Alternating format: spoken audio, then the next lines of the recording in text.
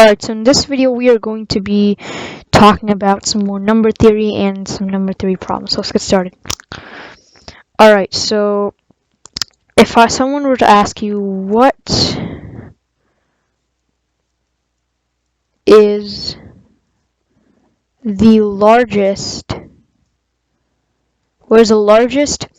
positive real integer whose cube is less than 10,000?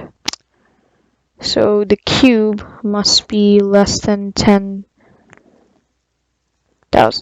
That's what we're trying to find right here.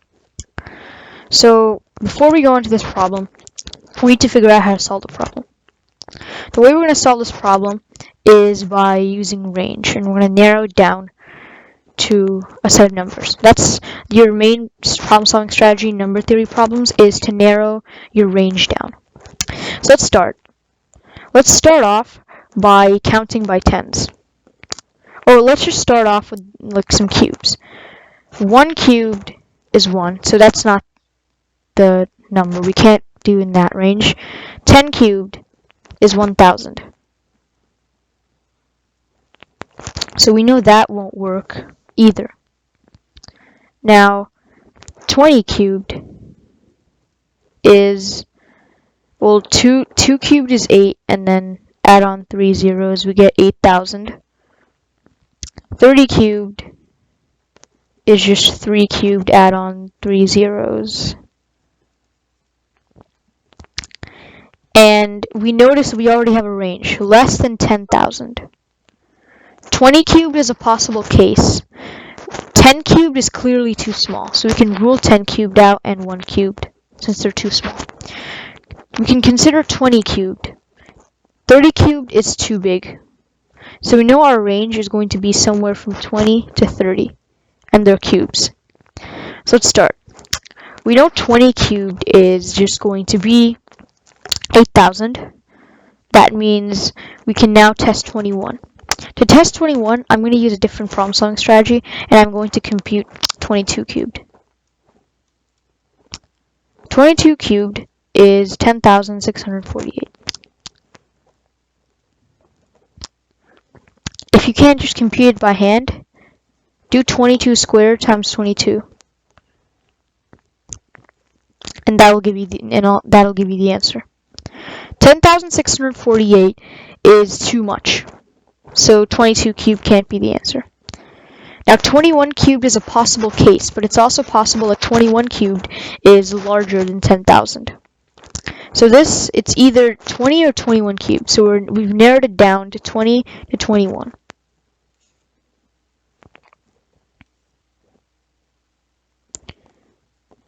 So which one is it?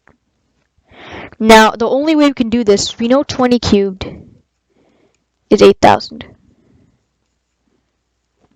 I'm pretty sure you can already tell that 21 is going to be the answer, but let's just test it anyways, because we always want to make sure that our answer is correct. And if our answer is not correct, that will not be good.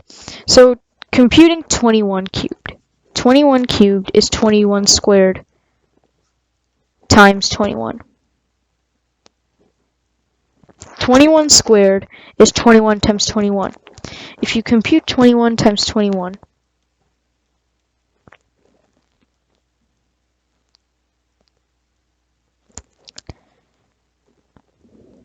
you will get 441.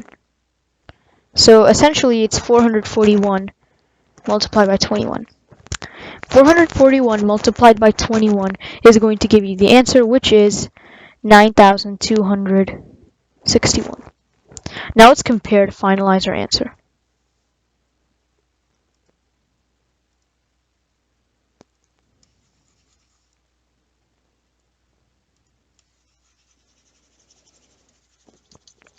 So we know we have 8,000 and then we have 9,261. Those are our two possible cases. Now let's go back to the problem, which I will write down. The problem is the largest real positive integer whose cube is less than 10,000.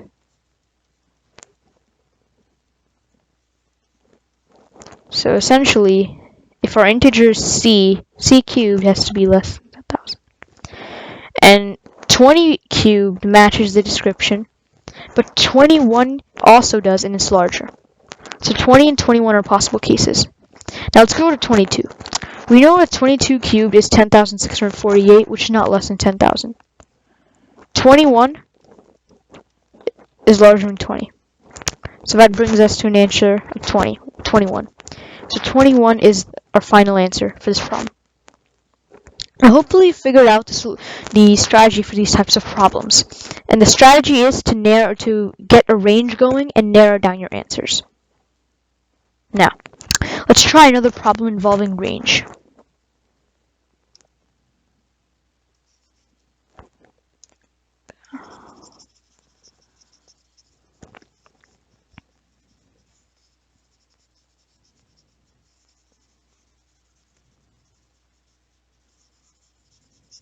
Alright.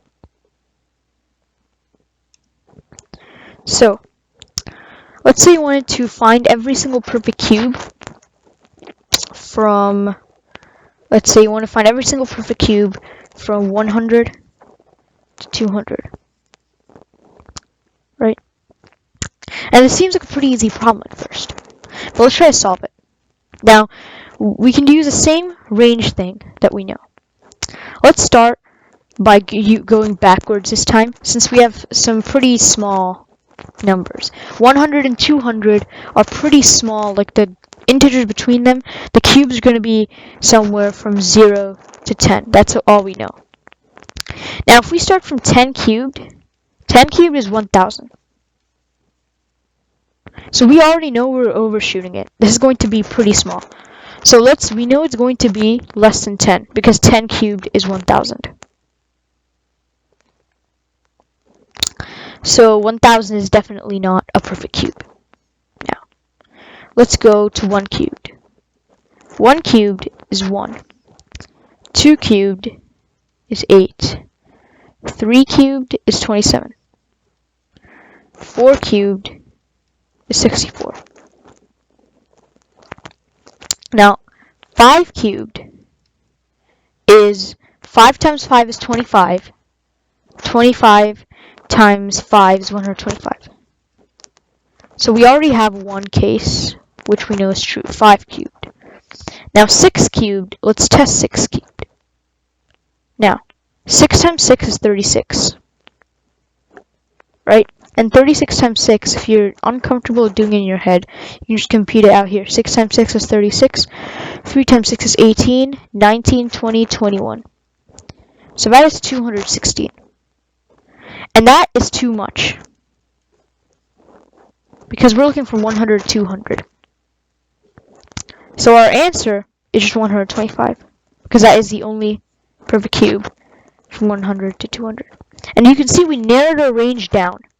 If I were to do this problem faster, here's how I would have done it. And I'm going to do the fast version right now, and how you should approach this problem, because right now I'm trying to explain my thoughts, but if I weren't to explain my thoughts and I were to just do it, here's how I would do it.